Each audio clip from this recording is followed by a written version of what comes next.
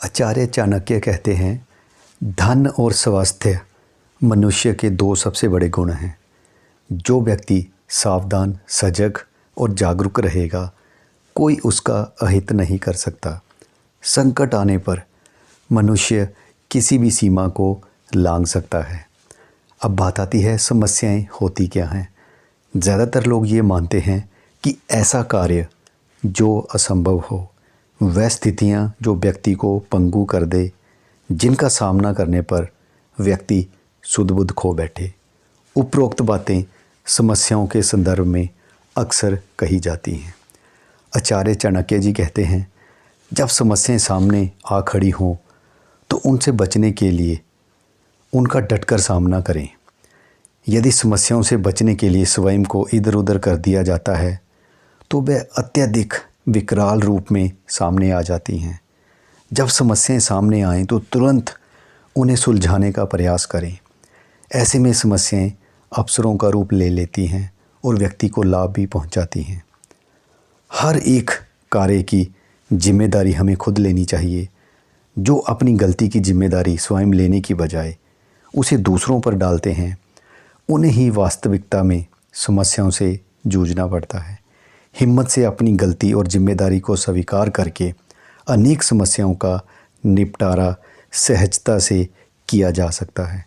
मंत्रों में गायत्री मंत्र सर्वश्रेष्ठ और समस्त कामनाओं को पूर्ण करने वाला है। संगीत व्यक्ति को विश्राम के साथ ही एकाग्रता, जोश और आत्मविश्वास से भर देता है। आचार्य चाणक्य जी ने अकेलेपन की शक्ति के ऊपर भी बहुत अधिक बल दिया है। केवल एक व्यक्ति ही आगे बढ़ने का संकल्प लेता है, बाकी सब तो पीछे चलते हैं। अनेक सगे संबंधी, मित्र, पत्नी आदि होने के बाद भी मनुष्य इस संसार में अकेला है। चाणक्य ने सदियों पहले ये बात कह दी थी कि अकेले व्यक्ति को ही सारे कार्य पूर्ण करने होते हैं। एक व्यक्ति परिवार के होते हुए भी अकेला होता है, क्योंकि वह अकेले ही मृत्यु को प्राप्त होता है। उसका जन्म भी अकेले ही होता है। अपने किए गए कर्मों का फल भी मनुष्य को अकेले ही भोगना होता है। इस विश्व रूपी पथ पर अकेले चलकर ही वह स्वर्णिम इतिहास का हिस्सा बनता है। वैसे भी दूसरे का सहारा लेकर व्यक्ति अधिक आगे तक नहीं चल सकता। यदि विसाखियाँ साथ हों तो व्यक्ति चोटी फतेह नहीं कर सकता। दूसरों का सहारा लेकर यहाँ व्यक्ति धीरे धीरे चलता है, वहीं अपने पैरों पर खड़े होकर वह आसमान की बुलंदियों को छू सकता है। यदि आप दूसरों का सहारा लेकर चलेंगे तो आपको वहाँ रुकना होगा, यहाँ पर दूसरा व्यक्ति रुकता है। जबकि अकेले आप अपनी मर्जी के मालिक होंगे। अगर आप में उत्साह, आत्मविश्वास और जिम्मेदारी का एहसास है तो शायद आपको रुकने की आवश्यकता ही ना होगी। आप जल्दी ही अपनी मंजिल को प्राप्त कर लेंगे। जिस व्यक्ति के पास उम्मीदों, ईमानदारी, उत्साह, साहस और विश्वास के पंख होते हैं, वह अकेले ही महासागर को पार करने की क्षमता रखता है। जब व्यक्ति अकेला चलता है तो वह असंभव चुनौतियों को भी संभव में परिवर्तित कर देता है। वह ऐसे अद्भुत कार्य करके विश्व को आश्चर्यचकित कर देता है जो मानव इतिहास ने अब तक असंभव कोश में डाले हुए थे। और ये कहा हुआ था कि मानव कभी उन लक्ष्यों तक नहीं पहुंच सकता। वह व्यक्ति सबसे ताकतवर होता है जो अकेले ही चलने का संकल्प लेता है। चाणक्य ने अपने बचपन के दिनों में ही अनेक बड़े बड़े दुखों एवं विपत्तियों का सामना किया था। उन्होंने अपने पिता की हत्या से लेकर घोर तिरस्कार का सामना किया था। वह चाहते तो सहजता से पलायन करके बैठ सकते थे, लेकिन उन्होंने पहाड़ जैसी बाधा से अकेले जूझने का संकल्प लिया और उसे पूर्ण भी किया। चाणक्य कहते थे कि एक शिक्षित, समझदार, ईमानदार और सद्गुणों भरा व्यक्तित्व अकेले ही इतिहास को चुनौती देकर उसे बदलने की ताकत रखता है। हाँ, अकेले व्यक्ति को मानवीय गुणों से विभूषित होना चाहिए। Hello friends, DV global empire channel में मैं देवेंद्र सिंह आपका एक बार फिर से वेलकम करता हूँ। आज की जो मेरी बुक है, बुक का नाम है अपने चाणक्य स्वयं बने, जिसको लिखा है रेणु सैनी जी ने। इस बुक से रिलेटेड मेरा ये सेकंड वीडियो है। मैं ऑथर की बात करूं तो ऑथर की लगभग 30 के आसपास जो बुक्स हैं वो पब्लिश हो चुकी हैं। तो अगर आपको ये वीडियो अच्छा लगे तो ज़रूर लाइक करना, शेयर करना और चैनल को ज़रूर सब्सक्राइब करना।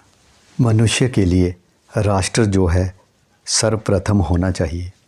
अच्छे मनुष्य को उनके गुणों द्वारा पहचाना जाता है।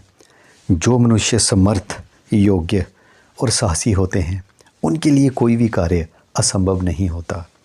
जीवन का एक एक क्षण, प्रहर, दिवस अत्यंत महत्वपूर्ण है। इसलिए मनुष्य को इसका सार्थकता से प्रयोग करना चाहिए। ऐसा क्यों होता है कि एक व्यक्ति निर्धन और एक संपन्न होता है? अर्थशास्त्र और चाणक्य नीतियाँ कहती हैं कि धन मनुष्य का सच्चा हितैषी होता है। विपदा और आपदा के समय धन ही व्यक्ति के काम आता है। असल में धनी और निर्धन होने के पीछे महत्वपूर्ण भूमिका अर्थनीति की होती है। अर्थनीतियाँ कहती हैं कि जिस व्यक्ति के अंदर संपन्न और समृद्ध बनने की चाहत होती है वह कभी भी दूसरों को अथवा भाग्य को दोषी नहीं ठहराता। वह स्वयं इस बात की जिम्मेदारी लेता है कि कहाँ क्या कमी है जो उसे परस्पर सफलता प्राप्त नहीं हो रही है। जब व्यक्ति पूर्ण जिम्मेदारी के साथ इस तथ्य की जांच में लग जाता है कि क्या और कहाँ कमी रही तो उसे अपनी गलतियों का अंदाज़ा हो जाता है। वह उन गलतियों को सुधार कर आगे बढ़ता है और अर्थ की पहली नीति को जान लेता है कि प्रत्येक कार्य की जिम्मेदारी व्यक्ति को स्वयं लेनी चाहिए। किसी और व्यक्ति पर कार्य की पूर्ण जिम्मेदारी सौंपने से वह धोखा दे सकता है। इस तरह भाग्य व्यक्ति की मेहनत का ही दूसरा स्वरूप होता है। जितनी मेहनत और श्रम उतना ही धन और वैभव। अर्थ की दूसरी नीति ये है कि व्यक्ति को शिकायतें कम और कार्य अधिक करने चाहिए। अक्सर लोग एक दूसरे पर दोषारोपण एवं शिकायतें करने में ही अपना अत्यधिक समय व्यर्थ कर देते हैं। शिकायतें समय व्यर्थ करने के साथ साथ तनाव को भी लेकर आती हैं। तनावग्रस्त मस्तिष्क खुले दिमाग से काम नहीं कर पाता और मस्तिष्क उस पैराशूट की भांति होता है जो खुले होने पर ही काम करता है। झगड़े, शिकायतें कई बार विकराल रूप ले लेते हैं और व्यक्ति को अत्यंत हानि का सामना करना पड़ता है। बुद्धिमान और विवेकशील व्यक्ति एकाग्रचित्त होकर अपनी इंद्रियों को कंट्रोल करना जानता है। वह इस बात से परिचित होता है कि विपत्तियां, बाधाएं और समस्याएं सदैव नए और महान अवसरों का रूप लेकर आती हैं। इसलिए वह छोटी मोटी समस्याओं का स्वागत करता है और बड़ी समस्याओं का और भी दोगुने अंदाज में स्वागत करके उससे दो दो हाथ करने के लिए तैयार हो जाता है।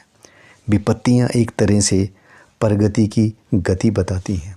यदि समस्याएं और बाधाएं मार्ग में नहीं आ रही तो ये परेशानी का विषय है, क्योंकि समस्याओं और बाधाओं का सामना केवल एक ही स्थान पर व्यक्ति को नहीं करना होता। वह स्थान कब्रिस्तान अथवा शमशान घाट है। वहाँ पर मृत व्यक्ति दफन है। मृत व्यक्तियों के सामने कोई बाधा नहीं होती। जीवन है तभी बाधा है। इसलिए हर बाधा और विपत्ति को एक महान चुनौती मानकर उसका सामना करो। यदि सकारात्मक विचार, ज्ञान, विवेक और साहस साथ हो तो व्यक्ति हर विपत्ति को चीरकर बाहर निकल कर आता है। विपत्ति को चीरने वाले व्यक्तियों का व्यक्तित्व ही ख्याति के रूप में जगमगाता है। आचार्य जी कहते हैं, दो व्यक्तियों की मित्रता तभी स्थायी रह सकती है जब उनके मन से मन, गूढ़ बातों से गूढ़ बातें तथा बुद्धि से बुद्धि मिल जाती है। विश्वसनीय व्यक्ति ही सच्चा मित्र होता है। जो मनुष्य कोई रिश्ता ना होने पर भी मैत्रीपूर्ण व्यवहार करे उसी को अपना सच्चा मित्र, बंधु, आधार और आश्रय मानना चाहिए। सुख या दुख दोनों परिस्थितियों में साथ देने वाला मनुष्य ही सच्चा मित्र कहलाता है। सो फ्रेंड, आज का वीडियो जो है मैं यहीं पे इसको क्लोज़ कर रहा हूँ। बहुत जल्द मैं इसी बुक से रिलेटेड आपको तीसरे वीडियो में मिलूँगा। मैं उम्मीद करूँगा कि हम सब जो हैं आचार्य चाणक्य की जो शिक्षा है उसको अपने जीवन में इम्प्लीमेंट करेंगे, ग्रहण करेंगे और हम भी अपने जीवन में आगे बढ़ेंगे। आपने समय निकाला, वीडियो देखा। अगर वीडियो अच्छा लगा तो चैनल को ज़रूर सब्सक्राइब करना।